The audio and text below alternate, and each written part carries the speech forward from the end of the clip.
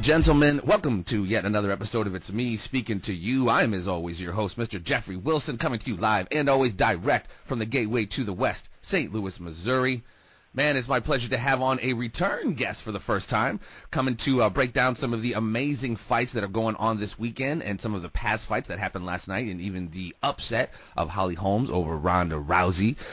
Joining the program with us for joining the program once again, UFC Hall of Famer, trainer of champions, and the very first welterweight champion of the world. Ladies and gentlemen, welcome the Croatian sensation, Mr. Pat Miletich. How you doing, Pat? Good, Jeff. How you doing, buddy? I am doing good, my man. I'm doing good. Thank you so much for coming on and breaking down this amazing last few days, or what's going to be an amazing few days of fighting this week. Going to jump back a few weeks here, if you don't mind. When you were first on the program, we discussed Ronda Rousey's next opponent, which wound up being, of course, as we know, Holly Holm. And me, in my complete and utter ignorance, even had a conspiracy theory that they were just trying to feed somebody to Ronda, so she can kind of so she can shuffle off and go do her movies. As we saw, that did not quite turn out the way anybody thought. You've actually had a chance to talk to the new champ since the fight. What are your thoughts on the fight, and what was Holly Holm's comments? Obviously, she was ecstatic. What was her thoughts after such a huge upset? She's just a humble girl, you know. She's happy to be the champ. She's been world champion boxing 17 times, so it's, you know, to her nothing new. But I think that this is, to her, obviously, she feels it's her biggest accomplishment, and it's huge. I mean, it's to beat Ronda Rousey so convincingly and dominate that fight. You know, it really shows, you know, what kind of athlete, what kind of skill set she really has. And the cool part that I found about it, because I thought she would do well, but I wasn't really confident that she was going to go out and do what she did to Ronda. And dominate like that. That was insane. She just nobody. I don't think anybody besides Winklejohn, Holly, and Jackson probably thought that was going to happen. But they're great coaches. But they deliberately had her hold back in her previous UFC fights and carry the girl she was fighting so that Ronda had no clue what was coming into the cage. Really? And Holly got in there. So, sorry, I'm in a restaurant and I have a really loud kid here, so not my kid. That's all right. Just give him a quick rear naked choke and put him to sleep. He'll be all right. No choking children. I know, I'm just joking. So, parents, yes. That was amazing. Some of them need it, that's for sure. Yeah, when Ronda took that swing and Holly just wasn't there, and Ronda kind of fell on that one knee and got up and turned around. I mean, I think everybody, a collective, oh shit, this is not at all looking like how we thought it was going to look. Right. Well, you kind of you know, said Ronda or Holly kind of held back. You know, going into that fight, me personally, just those days going into it, and I liken this to like an Anderson Silva or a Mike Tyson in Japan fighting Buster Douglas. It seemed to me going into that, and even hearing Ronda talk about, I got to take a break. You've been in this situation before, and even Matt said when he lost, what is it? It's such a huge pressure to be a champion, obviously, but Ronda's like a champion and doing everything else. What are your thoughts on all of that playing into her loss? Her going to the Marine Corps ball that Thursday, flying in later than everyone else, and you know, everyone's saying she just looked off. She didn't quite look herself. Are these just excuses, or is this kind of a combination of the two, of Holly being completely prepared for that opportunity and Ronda not quite being herself? There are no excuses for losing. Yeah. It all falls on the athlete and the coaches. It always does. So, you know, I can say, you know, I didn't make weight for this fight because I had so much stuff going on. You know, give you an example. I don't necessarily like to use my career as an example, but I will for this one. I was opening a Gold's Gym. I was building a brand new house. And I had a brand new baby that was going to be born right at about the same time as we were closing on the house and opening a Gold's Gym. I got to the scale to check my weight.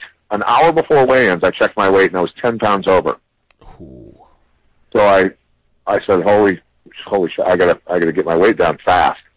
So we went to the sauna, steam room, mist room, cranked it up as high as it would go, constant steam pouring out of it. Put an Aerodyne bike in there, and I got in there, and I rode the Aerodyne for like 45 minutes straight, and lost 10 pounds in an hour. and made weight and fought and won the fight. I didn't have an excuse. I could not make weight. And so any fight that I went and lost, I really can't have an excuse. Whether I went in injured or whatever it was, I still lost the fight. Right. That's just the way it is. So there's no excuses. I think Ronda may be surrounded by a lot of yes men, and nobody chewing her ass. Maybe, it happens with actors. It happens with athletes. Their handlers, they want to keep getting their check. Sure. They don't want to chew their ass when they deserve it, when they need it. And, they want to keep paying their bills too. So maybe that's going on. I don't know. But, there's no excuse. You don't have it. I feel you. So do you see next time around, obviously they've already, I don't get this myself. I mean, Ronda's sitting here in the interview saying she can't even chew an apple for like 6 months or whatever, but yet they're talking about those guys fighting in June or July. Like, seems right. Seems a little quick to me.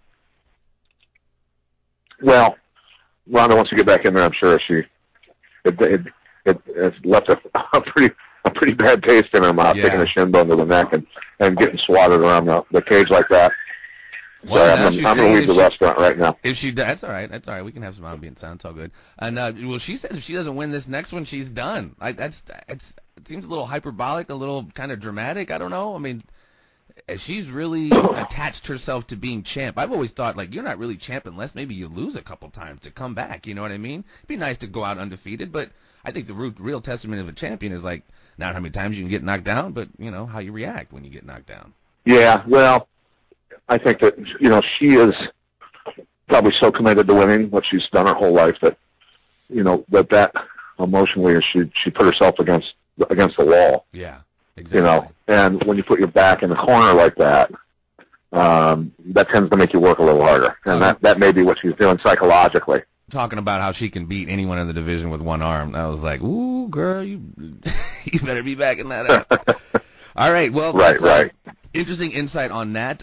Moving a little bit away from that, last night, like I said, we have incredible stacked fights this week, starting with last night's UFC. That was the Fight Pass.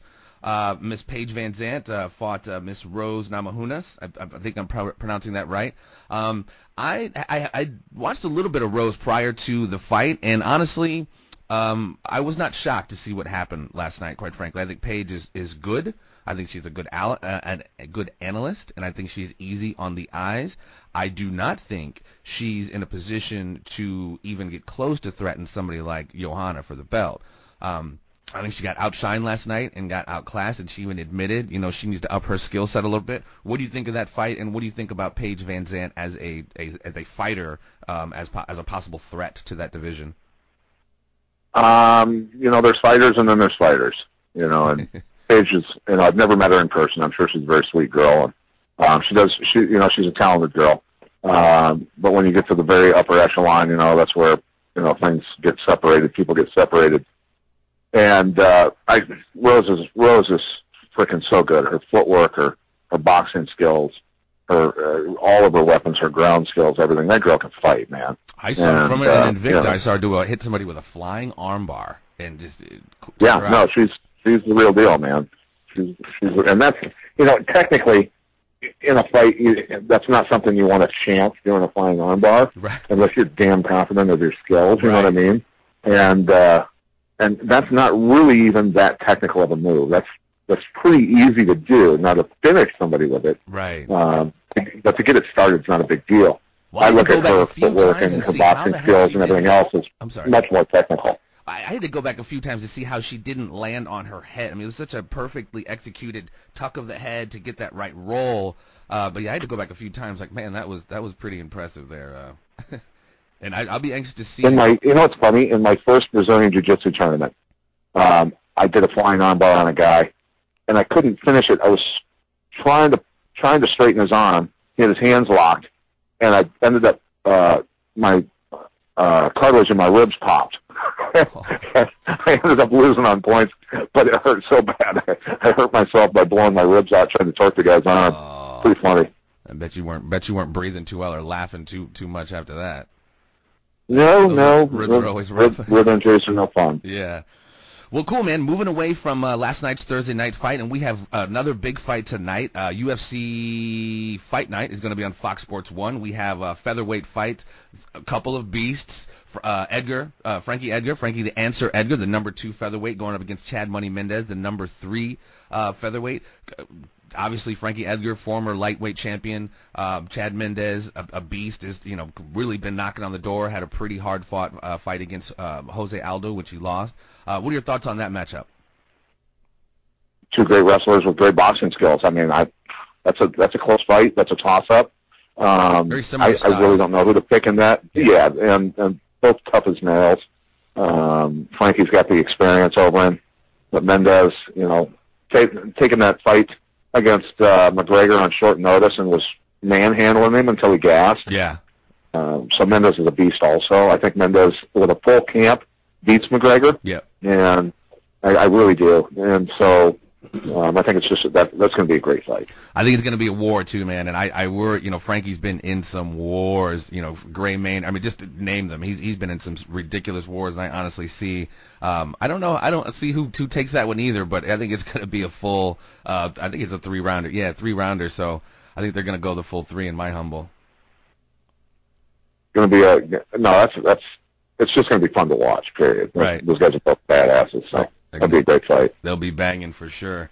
All right, my man. Moving through the cards here, we have UFC 194 Saturday night. It's probably one of the most stacked cards. Maybe I'm just biased because I have so much love for all the cats on that card. Starting with, as we talked about in our last conversation, on the undercard, Jacare Souza versus Yoel Romero. Fight that's been long anticipated. There's been some cancellations. As I told you in our last conversation, I think Jacare Souza is the absolute truth and will be the champ someday. He's got his hands definitely full and need to pack a lunch tonight with Yoel Romero, just a ridiculously high-level wrestler from Cuba, and his hands are ridiculous. His jiu-jitsu is obviously improved. Both of those guys can really, really bring the pain in almost every aspect of the fight. Where do you see this one going? Yeah. I think Souza knocks him out second round. I do see Yoel possibly gassing, man. He's super yoked, and as we know, it takes a lot of blood and oxygen to keep those muscles moving and going. I would like to see that. I'd like to see my man, because his hands, Jacare's hands, hasn't been, that's what he's not best known for, but they've gotten so good. I'd love to see him take out a Yoel with a knife. Yeah, his boxing skills have gotten a lot better. I think Yoel has some trouble with him. And yeah, second or third round, I think Yoel gets put away. I'd like to see that. And then I'm see my boy Jacare fighting for the title. Whoever wins the next match, actually on the undercard, the co-main event is we just who's that Luke Rockhold, who's again a beast, going up against the middleweight champion Chris Weidman. These guys have had some interesting comparable fights. They both have fought similar individuals, particularly Lyoto Machida. Luke has fought Jacare, in which he won in Strikeforce. Chris did fight Machida first, and I think that was a decision. I'm not sure. And I think Machida. Actually, I forget how that ended, but they both took out Machida, and I was always a big fan of Machida. Where do you see that fight going? I think Luke's going to take him. I think Chris is. I'm not saying he's gotten complacent as a champion, but I don't think he's quite as hungry as Luke. But what do you think? Great fight. I mean, Chris is a much higher level, technically a higher level wrestler pedigree than Luke is. But Luke, obviously, out there at AKA, has got, training with Daniel Cormier and Velasquez and all the great wrestlers out there.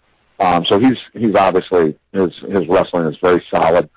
I think Luke is a little more technical when it comes to the striking, but I think Chris has more power. Chris hits very hard. From what everybody that I've talked to on the inside of that camp says is that people don't understand how hard Chris hits. It's ridiculous how hard he hits. He's like a Dan Henderson. They just generate a lot of power from the ground up and hit like a ton of bricks. So, I don't know who's going to win it, but Luke, I don't think Luke wants to go in and start trading and get into a war with Chris. Chris may catch him and put him away that way. I think Luke needs to be smart, out quick him, standing up, scores points, if it goes to the ground, he needs to be able to defend himself real well because Chris is good at controlling and beating people up on the ground. Mm-hmm. But I think Luke's going to have to be smart about it to win that fight. If I were to bet, I would bet on Chris. Okay, betting with the champ, that's always easy. That's always smart money. I've been wrong as much as anybody in this sport, so. But that's where I would put my money anyway. Right. Well, yeah, you get these guys in when you get to this level. I mean, hopefully everybody's coming in as prepared as possible, and it almost becomes one of those when you get into your number 1, number 2, number 3 ranks, it becomes one of those kind of any given Sundays. It depends on who shows up that day. As far as skill and technical and all that good stuff. Roll the dice. Yeah, exactly. All right, man. So that was the co-main, and so that moves us to the main event of UFC 194. The Clown, as people call him, Conor McGregor, the interim featherweight champion, going up against the featherweight champion, Jose Aldo Jr. This obviously is a much anticipated fight. It was postponed several months ago due to an injury from Jose Aldo. Obviously, Conor McGregor took exception to that, as he said he had torn stuff in his knee or such and such, so he was wondering why Aldo postponed the fight with a rib injury, etc. But it's going to be going down tomorrow, man, and I'm quite anxious to see this. As we talked about in our previous conversation, Conor McGregor has definitely changed the game or enhanced the game as far as upping your dollars via marketing yourself and being marketability and being marketable. He's definitely done that.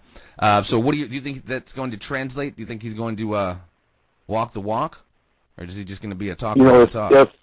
If Aldo hadn't had such a long layoff from injuries and stuff, I would say Aldo would go out and just run him over by the mid-second, third round. Now, though, with the layoff, we're not sure what Jose Aldo we're going to get, to be honest with you. So that's the variable in there that nobody can really guess on except the people that have been in the camp with him and stuff and seeing how sharp he looks. But ring rust is, something that can haunt certain people, and some people come back like they went in there yesterday. So that remains to be seen. Yeah, but McGregor,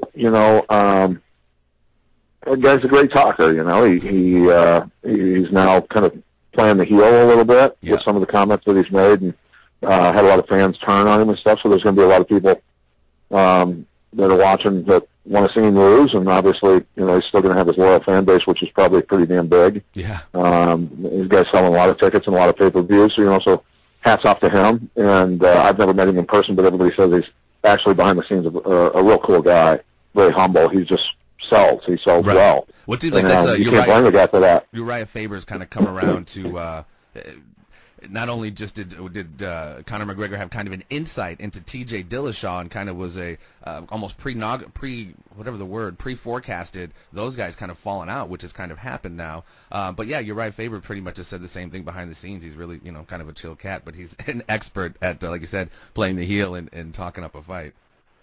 Yeah, and I mean he's watched WWE obviously a lot and learned it well, and the interesting thing about when I was fighting in the early days of the sport, none of us could do that because the sport was under so much scrutiny that none of us could do that. We all had to just do our best to be gentlemen and conduct ourselves as gentlemen everywhere we went, whether we were on camera, off camera, whatever, and not be perceived as assholes, I guess. Mm-hmm. And because the sport was at risk of getting shut down everywhere. Right. So we really had to be ambassadors. So I wish that's the one thing that I definitely regret was I wish the sport wouldn't have been under that much scrutiny, so the guys could have had fun like that and been more WWE style and been more just have fun with it. And it's something that I felt the sport has needed for a long time. And McGregor he's great at it. Chael Sonnen was great at it. Mm-hmm. So the sport needs guys like that. Right. I mean, you had your early days. You had your Shoney Carters. You had some of your little bit more exuberant personalities. But yeah, you're right. It wasn't near on the level. Yeah, they were. Shoney was flamboyant, but he was no Conor McGregor. Right. Yeah. Exactly. Shoney walking out to the cage in a pimp outfit was fun though. Yeah, wasn't it though? Oh man, the good old hilarious. Well, cool, man. That was pretty painless, wasn't it? I didn't keep you too long. We broke down the Fight Pass, the Fight Night, and the exceptional UFC 194 card tomorrow. So who did you say for that main event? Did you say you're going with McGregor because you think Aldo might be a little? No. I think Aldo gets him. I think Aldo does get him. Okay. I think he can out wrestle him. What I saw in terms of McGregor going up against Mendez, McGregor cannot stay. This is just being very honest, a high-level wrestler, and Aldo can wrestle his ass off. McGregor's not going to be able to stop his takedowns. He's just not. Mm-hmm. And I think that Aldo's going to mix up the strikes and the takedowns and the grappling enough to really give McGregor some serious problems. And I think he ends up getting him. I don't know if he finishes him, but I think McGregor loses this one, and so that's the way I feel. Yeah, I definitely respect your opinion, my friend. Yeah, and especially if Aldo starts whipping out them leg kicks, man, that'll definitely slow McGregor down big time. I'm looking forward to it, man. I cannot wait, man. Like I said, this is one of the more stacked cards. I'm really stoked. I want to see all of them, but I really want to see that Jacare fight, man. I've been wanting to see him get his just due for so long, and I really hope he gets it, man. I hope he beats Yoel. Yeah, those guys are both quarter horses, man. Yeah. Those guys are freaks of nature. They're some scary dude. It's going to be a serious clash, man. Man, Pat, I appreciate you, my man. I thank you so much. Hopefully later on down the line, we'll chop up another card, see what we got going on. And as always, you can find Pat. He is pretty much almost every weekend. I think he's traveling now, broadcasting fights with his broadcast partner, Michael Chavello, for Access TV. That's pretty much and we're doing RFA tonight. We're obviously up against UFC Fight Night, but we're on Dish and DirecTV, so anybody that's got that can at least record it and watch it, because it's going to be a great card. A lot of really, really solid athletes on this one. Most definitely. You heard it, folks. This has been UFC Hall of Famer, trainer of champions, and, hopefully a good friend of mine, so what we've had so far going on. Thank you so much, Pat, man. Absolutely. I appreciate you, brother, and continued success and travel safe, my friend. Thanks, Jeff. You take care, buddy. All right, bud. That's Pat Miletich, ladies and gentlemen. Stay tuned. We got more to come. Thank you for listening to It's Me Speaking to You. Please spread the word and subscribe to the YouTube channel, and stay tuned for more conversations with a variety of guests on a variety of subjects.